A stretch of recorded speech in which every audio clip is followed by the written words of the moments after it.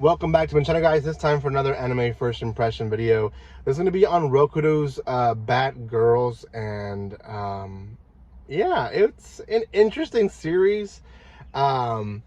It definitely took a different direction than I thought it was going to take, but definitely a good series, at least if you're into comedy.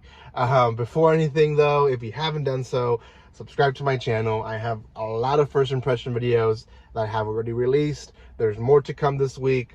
Some already released today, so go check those out as well. And yeah, I'm trying my best to get as many of the series from this season reacted or my first impressions out for you guys. So okay, let's talk about just the first episode in general. We meet Rokudo. Rokudo is a wimp. The episode kind of starts with bullies. They take his food and they basically make him catch his food. And if he doesn't, then he doesn't have lunch, which really sucks. Now, there is a redeeming part to it, which I think it's nice because, you know, guys that get bullied sometimes don't have anyone to go to. But he actually has two friends that he can go to. And his two friends, they have this little thing where they'll share their food, you know, because they know that they're gonna get bullied. But then after that, they go to the restroom and they all gathered in one stall and they start just venting out all the comments they want. Like, I can't believe this guy is doing this, and they're so dumb. They're so focused on just status. They're so focused on strength and blah blah blah. And and each time someone comes in the restroom, they just kind of go quiet and they don't say anything, and they just kind of look at each other. And then when they leave again, they start again venting. It's very funny. It's very comical. They go to Rokudo's home to play games, to kind of vent out more. And Rokudo has a package from his deceased grandfather, and he's like, he's deceased, like, what the heck? And it's a squirrel, and they're making fun of him. They're like, hey, your grandfather needs to go to a hospital. Like, what the heck did he just give you magic?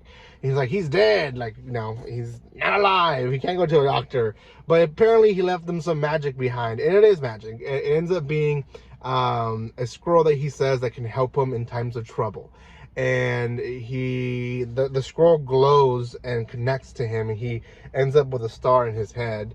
So his friends know and acknowledge, like, yeah, you got some type of power. So he ends up going to school and thinking he's gonna be able to have some strength or anything. It's not that. They end up beating him up. But what is the fact is that the girls that at one point were also bullying them or like treating them like trash are not treating him like he's the best thing. Now that this power, I'll just explain it, essentially makes every bad girl want to be with him, just, you know, in any way. So the bad girls are now attracted to him. This causes him problems at the beginning because, you know, guys don't want their girls to be attracted to someone else. But he does bump into a girl who is like a big bully. She goes and, like, there's rumors that she's destroyed families, she's destroyed gangs, and, you know, not the best person to be with. Well, she ends up beating up guys for his sake, and he doesn't like that. So towards the end of the episode, he tells her that she needs to stop fighting and she needs to promise that she's not going to do it for his sake, and she agrees.